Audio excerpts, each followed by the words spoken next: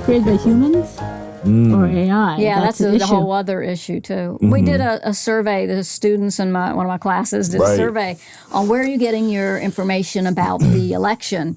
And they had a series, and they asked them by form, newspaper, TV, blah, blah, social media. And, of course, it's students. It's all social media. But that's not enough. What's on the social media? It could be, is it from a news source? Is it just some random guy? Is it your father? Mm-hmm. I mean, in my position, I come across dozens and dozens and dozens of entities online that claim to be newspapers, but aren't. They were created by someone in somewhere in some bedroom somewhere because they know the clicks will generate money. And all they do is they have AI aggregate keywords because they don't want to plagiarize, because now there are some tools to stop plagiarism, that creates stories, but based on algorithms. So it's not real news. It's a pretend news. But when they know that you're interested in Beyonce, and you'll go down the rabbit hole in Beyonce and find out she suddenly has 16 children and she lives in a hovel with 20,000 cats, but it's just the algorithm. Everybody likes cat videos, so therefore there's got to be a cat in there somewhere, and there's got to be. But it's not, none of it is true. Now, I find some of our faculty high visible faculty will suddenly have their names in these entities that I know for a fact they never talk to, but they're quoting them. And I'm like, that's kind of a generic quote that anybody could say, but they're attributing it to a faculty member, but it's not a real news organization. They don't have real reporters. They don't have bylines. They don't have a click on the byline and it'll take you to, let's learn about Melissa Wall. She's a reporter. No, there's none of that stuff. And so if you're getting it off of the internet and social media, but what are you getting? What are you getting, and who created it, and for what reason? Yeah. Because there are the bad actors who are trying to create propaganda, but there's also a lot of people, and I looked at this during COVID, it's a grift. It's just a grift. I just want to make money. Okay, I'll just put this out here. I don't care if it's true or not. So there's a whole bunch of grifters also in the mix. So you have all these people. Sometimes it's state actors trying to distribute information. What was interesting to me in a class, where we had a class for students, I said, okay, make an AI news anchor. Oh. Students made an AI news anchor. Yeah. The students were like, well, if I had, of course you have to have more money to create a really good one. But the students said, oh, well, everybody would know this isn't real, da-da-da-da-da. And I'm like, it's on your phone, and they're looking at it for 5 seconds. They're not going to know that person sounds funny, or their eyes aren't quite right, or they're just looking at it and say, oh, I saw a newscaster and they said da-da-da-da-da. That's where you're going to see it, is on the phone, a quick little video clip saying God knows what. They become so commonplace, whether it's on YouTube or especially TikTok, where it is this like short form. People are kind of like, all right, whatever. I'll watch this robotic voice talk about it, whether or not it's true. They're very popular in Asia, and particularly in India. I remember you had shown us the one, I think it came from an Indian news channel, and it was like, I think we kind of struggled to decipher whether it was real or not. They had one who interviewed their prime minister. I mean, they have the AI did it. I have a question, because we have a budding journalist here. What lies in the future? Now, I'm a weird person, and I subscribe to 12, as I give a lecture to my students on a regular basis, that they have to read. They hear it quite repeatedly from me. He'll nod. That they have to expose themselves to a variety of sources. So I'm not just reading on one side or the other. I actually do read and subscribe to The Telegraph in England, which is not a liberal publication. Far from it.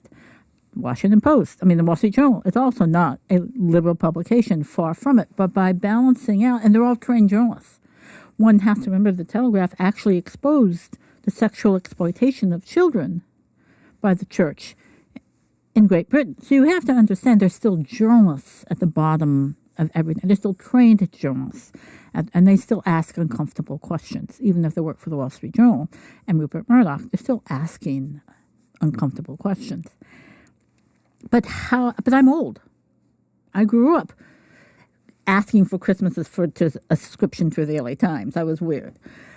what does this generation learn? I do see the rise of things like ProPublica, but it's nonprofit.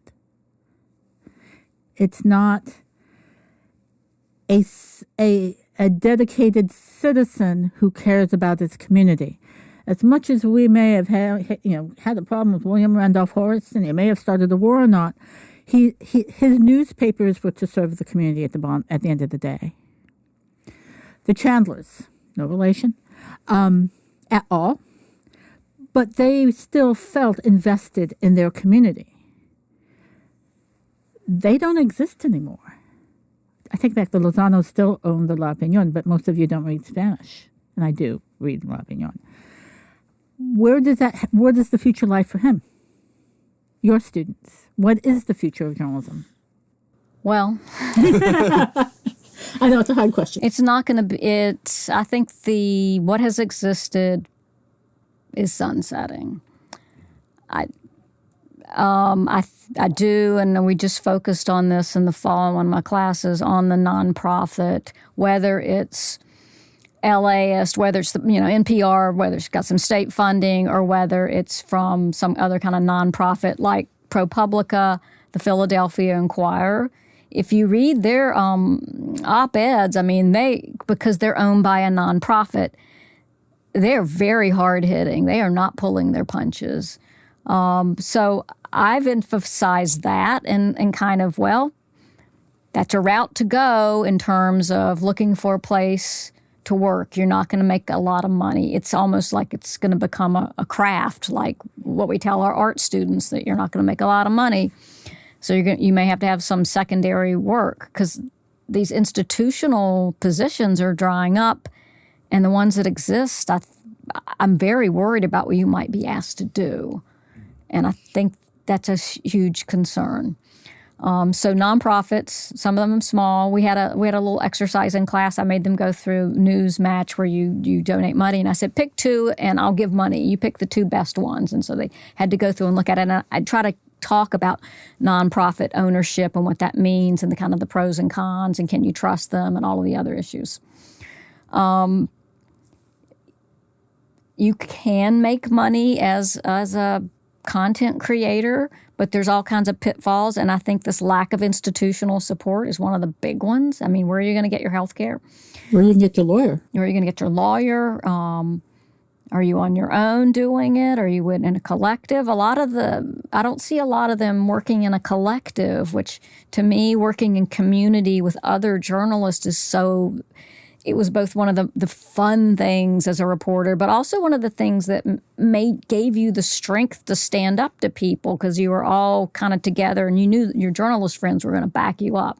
And you also knew they also helped you ask the right questions. Yeah, and they would call each other out, they would tell you, and there'd be, I remember one paper I worked with, there would be this critique, and they'd be like, oh, look at this one, and they would internal, and people would debate whether the person, so I think working in community with other journalists, or whatever you are. I mean, look at this new app that suddenly sprung into our lives, Watch Duty. It is an amazing example of something that, came together, and you can trust it. They're pulling from public sources. It's highly focused on something important that you need to know. So those kinds of opportunities are out there.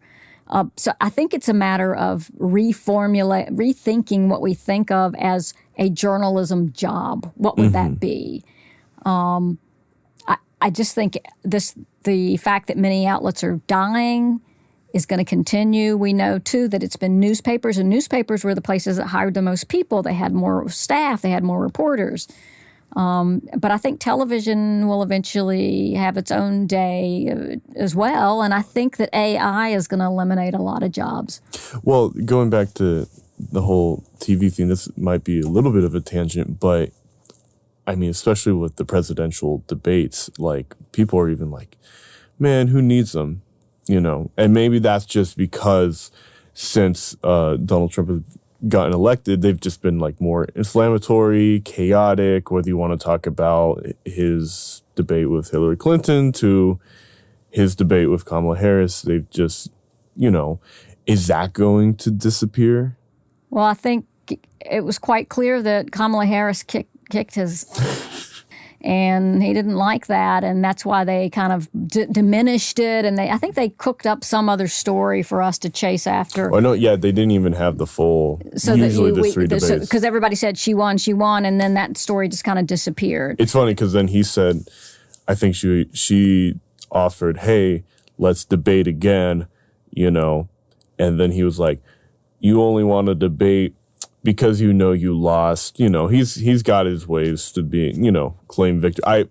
I was actually another time I was watching, was it that movie The Apprentice last, just like I didn't finish it, but it really gives some insight to the way he thinks, because he trained under Roy Cohn, the prosecutor, and one of the things he's saying, like, never admit defeat. That was like, I mean, that's like, they say it in the trailer, I think, for that movie, but it's very interesting to see, like, oh, okay, this is where he gets it, but... Well, I think the debates exist for low-information voters. Sure, yeah, it's supposed to be... Everybody else knows, but most people don't, because they're not paying attention and they don't know what anybody stands for. It's supposed to sway the moderates, because if you're liberal, you're going to vote for Kamala. If you're Republican, But Trump, if it's not done properly, it's not done with some kind of institutional group that's known to play fair, then it doesn't serve any purpose. So I don't know what's going to happen with that. And,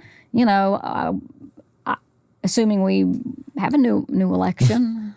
I know, someone was saying, like, give him a 3rd term or something like that. He said within the last 24 or 48 hours, something about that. But he's talked about having another term. Yeah, well, that's the Tennessee legislature not state legislature, but congressman who is pushing that.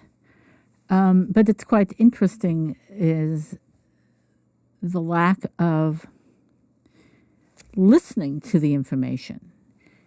Yes, the comedians are driving a lot of the dialogue at the more, and they're doing these man on the streets, and they come armed with facts. And you hate me because I'm a conservative and I voted for Trump. And no, actually, I don't hate you. What I hate is the actions you have taken, because they jeopardize the people you love. Well, that's not what I did. And they'll go into a deep dive. Okay, I'm going to hear why. Well, he said this and this, but do you actually know what this means?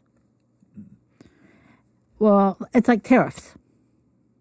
Yeah. And now you have a comedian carting around someone who specializes in import-export and having to explain to the subject what a tariff means. Well, tariff means it's just another word for tax, and they're going to pay the tax. Well, actually, no. That's a cost I, the American importer, are going to incur, and I don't have the ability to absorb this 40% increase, so I'm going to pass it on to my consumer because I have no choice. That's not what it means. That's not what Trump said, but I'm telling you because I'm the importer, and this is what I do. I don't care what he says. This is the reality of it. And they'll go in a circle, say, but that's not what he said it means. He goes, I don't care what he said it means. I can show you. Here are my books. And then it's like, but it takes a good 10 minutes of going around in a circle before someone goes, that's 10 minutes. You can't do that to every individual in the country. It's reminding me, I thought recently of it was a study they did in Britain, and it was about international news, and they were trying to get these people from a range of backgrounds, their comments on some kind of news story about a famine in Africa or something, and the people said, the way this is reported, this BBC, they're not talking to me. I don't understand. They think I understand, or I have all this backstory. So all they're doing is telling you this bit, but you have to know the backstory. Mm. And so I don't care about it. And so once they were educated about it, then they said, I understand now, and yeah, I think this is a good idea or whatever. And I think this is what the comedian's role is they're trying to give some of the backstory, but without making people feel stupid because they don't know. Because there's some kind of weird thing where people think they're making fun of me for being dumb or whatever. Maybe people are. But to give how do you give the backstory? There's the matter of time, but also in a way that people aren't resentful of the backstory. And I think humor is a way to do it. So they don't feel like they're being talked down to, essentially. Because they're making fun of everybody. Because the comedian will also make fun of the Democrats and their stupid things that they do as well. But what gets me about all of this, and I've lived all across this country, I grew up across this country. And what gets me is we complain a lot about the American educational system, but it's actually really pretty good. There are certain states that are the exception, but for the most part, because we have been saying for a number of years, decades, that the true step to the American dream is to get a college education. That is going to open a lot of doors and open the doors to certain sets to the middle class for you. So you're never staying down in the working poor. We have a good educational system. Why isn't anybody They spent kindergarten to 12th grade in a system as a whole. Really isn't that bad. But what happens after high school graduation? You get the diploma and all those things just go out the window. They have a good foundation for understanding what is being presented to them. Well, I think the testing, constantly testing people, teaches you the wrong things. It teaches you memorization and to remember these things. And then you don't remember. We know the studies show you don't remember after you have that kind of test. It not training you to work on projects and to investigate and to create things. Those are two different ways of thinking and educating. And we don't have enough media literacy. And when it's taught, it's often not...